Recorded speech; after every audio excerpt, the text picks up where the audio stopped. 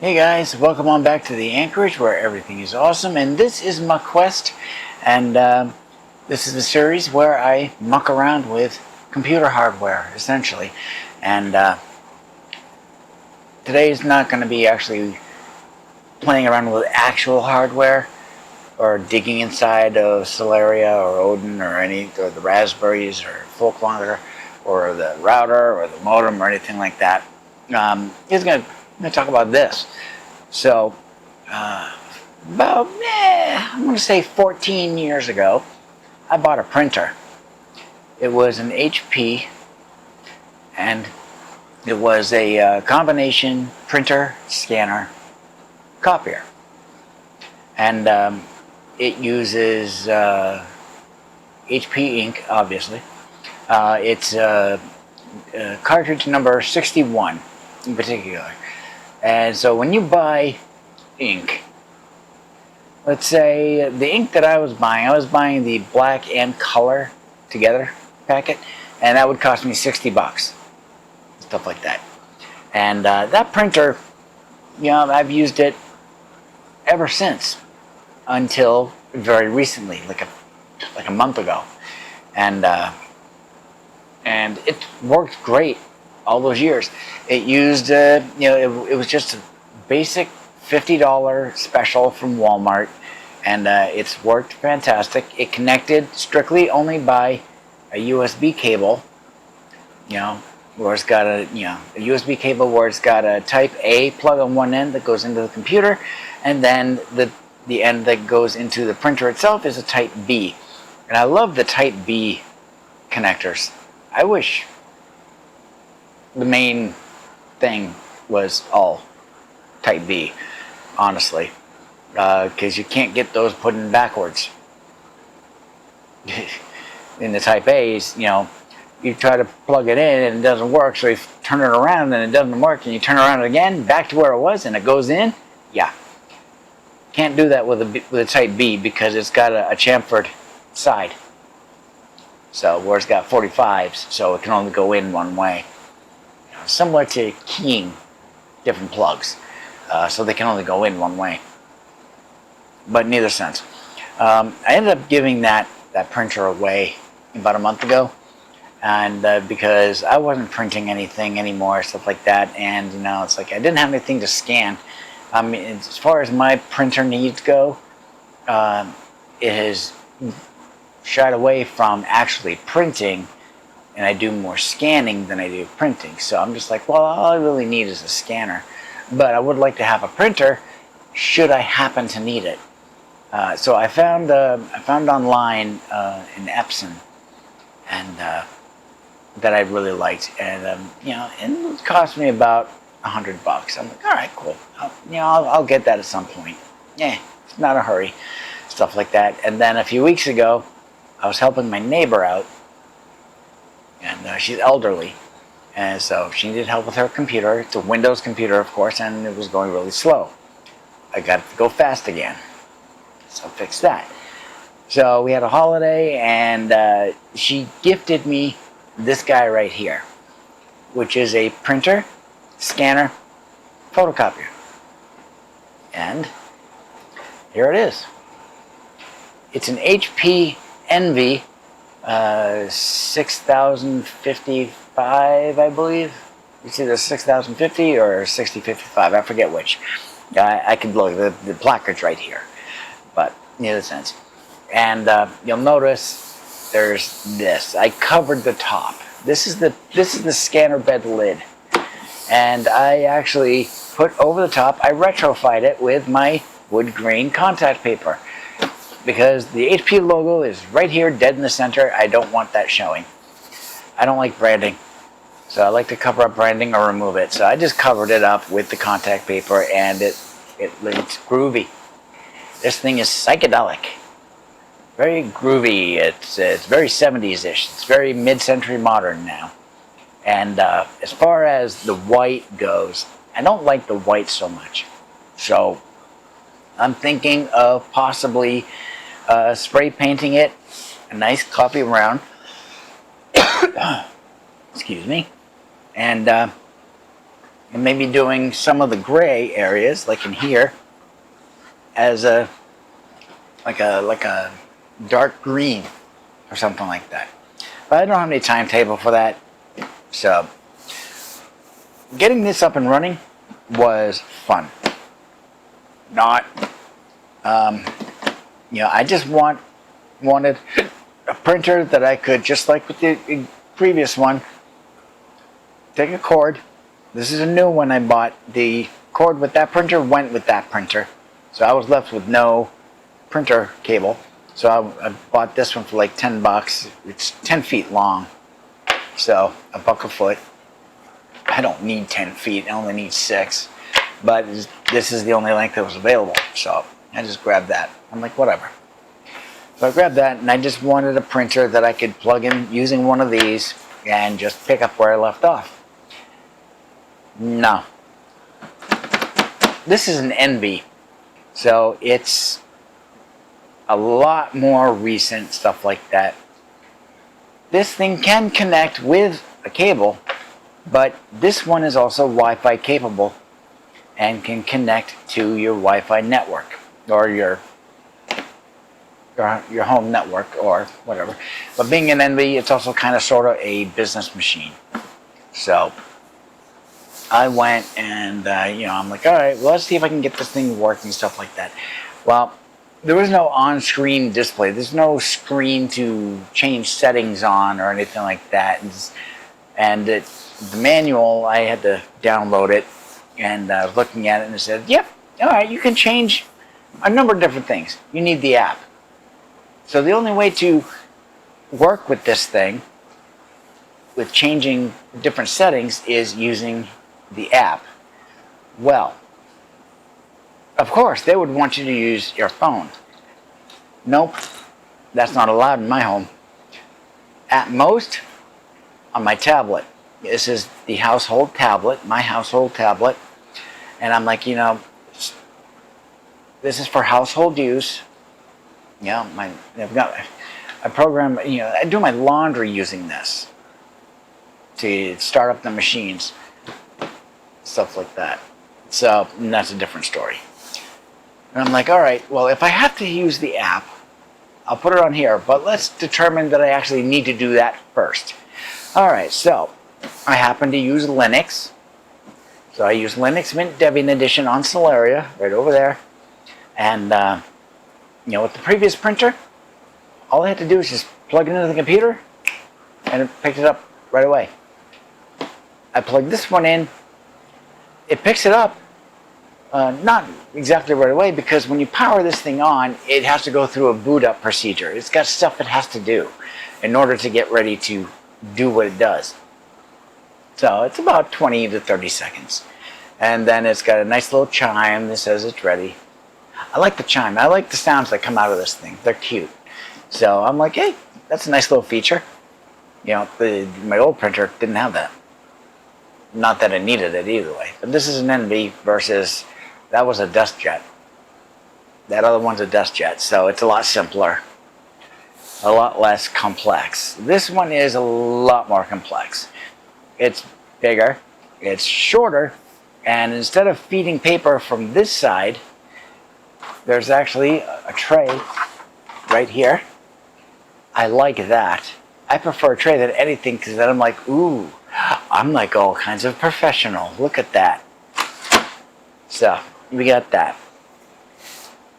So I get it all hooked up into Linux. It does pick it up, and it doesn't behave the way I want. It wouldn't see it when I try to go to scan. And then it would, and then it wouldn't, then it would, then it wouldn't. I'm like, all right, well, this thing has no specific Linux drivers, whatnot, but it's not necessary, because Linux has a community donated open source or FOSS or it's other software. It's called HPLIP.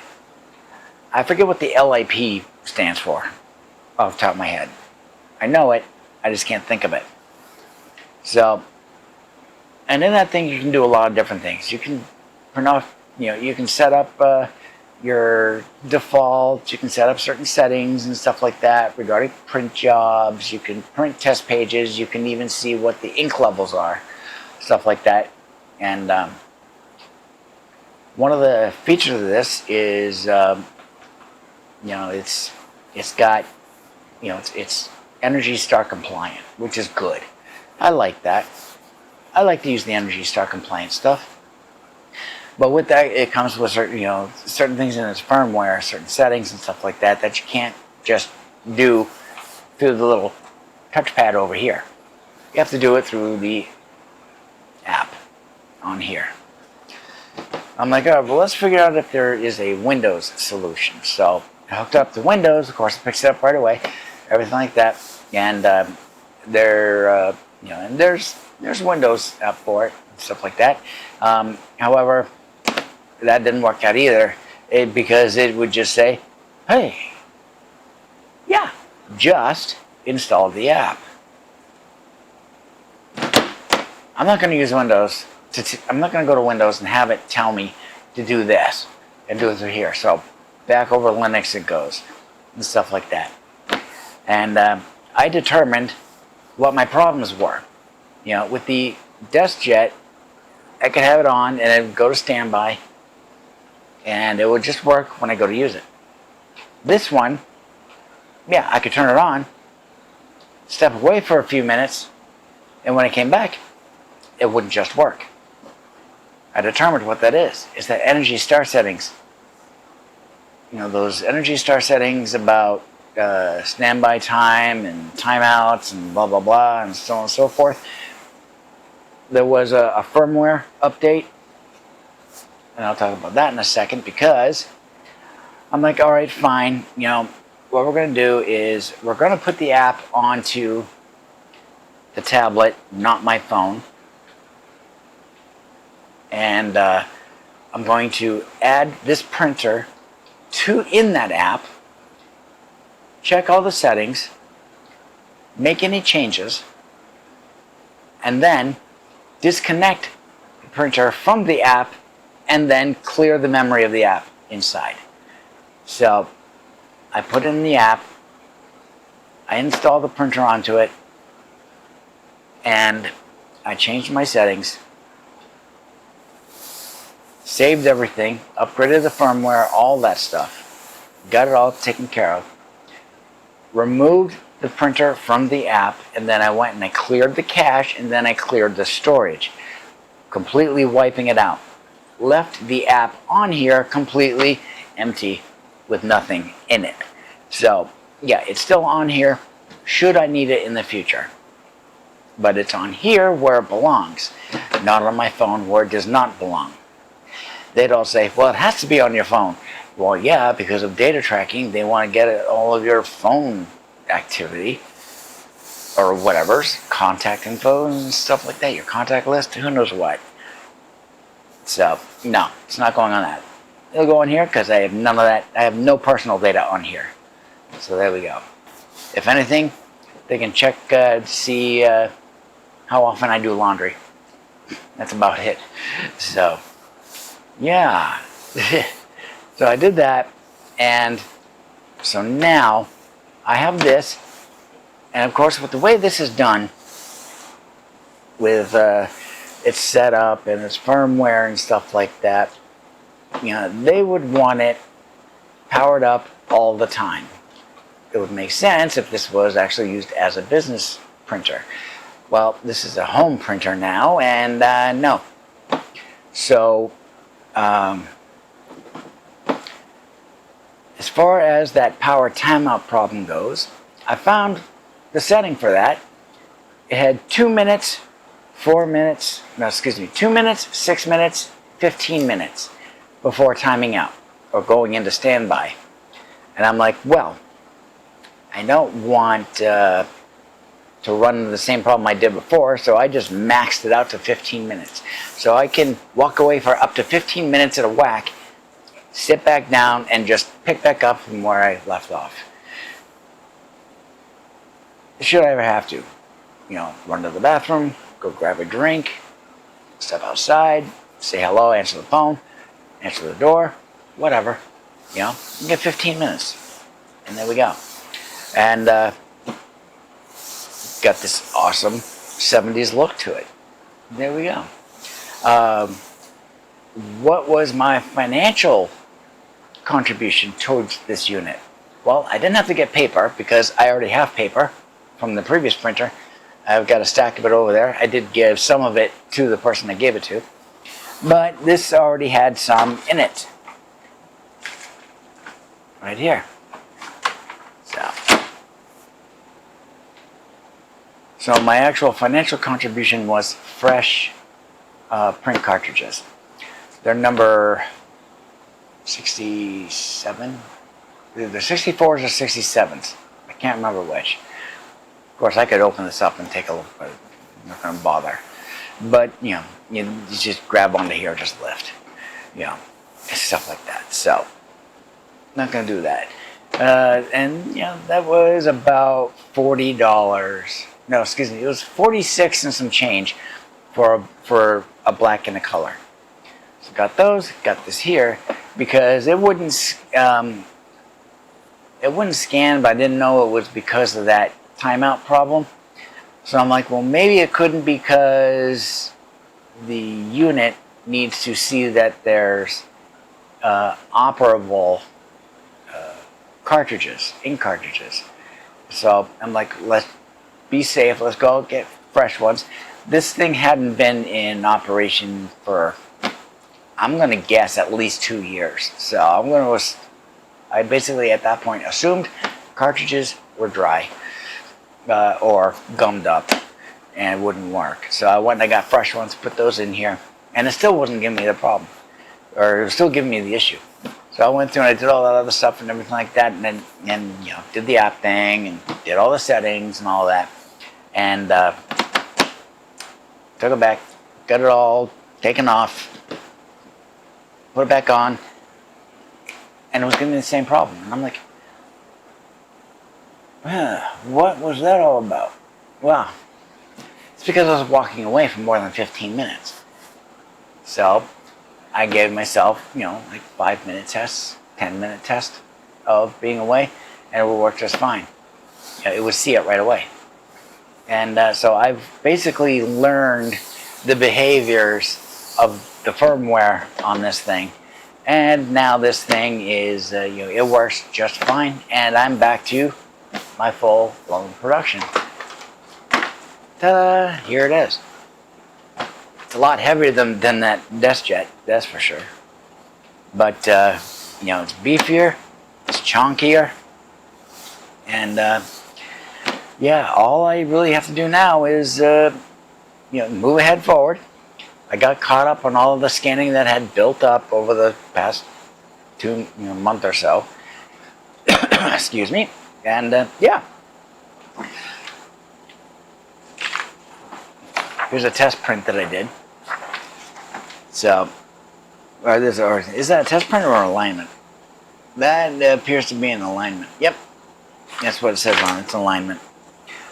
So now this thing is part of my monthly maintenance where, you know, every month I will, since I don't do a lot of printing, I don't want those cartridges to get gummed up at the heads. So I now have a monthly maintenance step where I print off a test page just to give some exercise to the print heads. That's pretty much it. So I'm going to take I've got a cardstock kind of grade piece of paper. I've got some of it down there, stuff like that. I'll use one for printing off these test prints every month. I'll use the same one every time. Sorry, I've got a gnat around me and it's bugging the crap out of me. But why they have to be close to humans, I have no idea. But neither sense. So every month I'll print off a test print onto that sheet of paper, and I'll just keep it stored right on the scanner bed. And there we go. And then that way, and then I can print stuff like that. One thing that I don't like about this is I thought it was the alignment of the heads, but it's not the alignment of the heads. It's how the paper is getting sucked in to be printed. I've learned that, if I can, I'll grab this sheet. Where'd you go? There you are. What it's doing is, it's coming out just so that it looks like it's crooked. That the prints are coming out looking crooked. And, I determined that, okay, here's a sheet of paper. The feed wheel is in this corner, and it's pulling this, and it's doing that. And it's coming up, and then it just, takes it straight through, and goes like that. What's the solution for that? The only one that I can effectively do easily is adjust the width of the paper in the tray. That's the easy way. The other way would be to take this out and everything like that, and maybe weaken the tension on that feed wheel so that it's enough tension so that it grabs but doesn't yank the corner. I wish it was more centered towards the middle. That would be so much smarter. But considering the different sizes of paper that can go in there, it does make sense that it would be closer to the corner. But it doesn't necessarily need to be all the way over. I don't know if it's right at the corner or if it's slightly over. I'd have to open it up and take a look. At some point in the future, I might be able to do that just by lifting up this here and just looking in there. Why don't I take a peek? I can't see it easily, but I do see something. But it goes the entire width. So I'd have to probably take the entire upper assembly off to achieve that.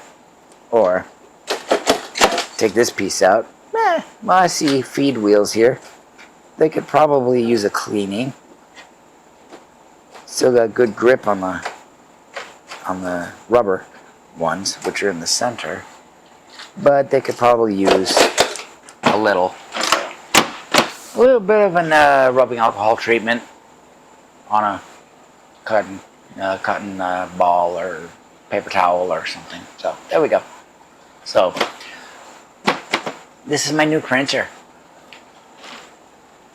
Isn't it pretty? Thank you very much for coming along. I hope you enjoyed it. We'll catch you in the next one. This one was very impromptu. It wasn't even on my project board in Nextcloud. I wanted to get the footage done first, and I'll go back and take care of it in the future. Hey, and just as a brief note and stuff like this, what was my cost? Well, for the old printer, like I was saying, it was $50. It was just a cheapo, consumer level home printer thing. The HP Envy cost me a whopping $0. It was gifted to me. How about that? Skál.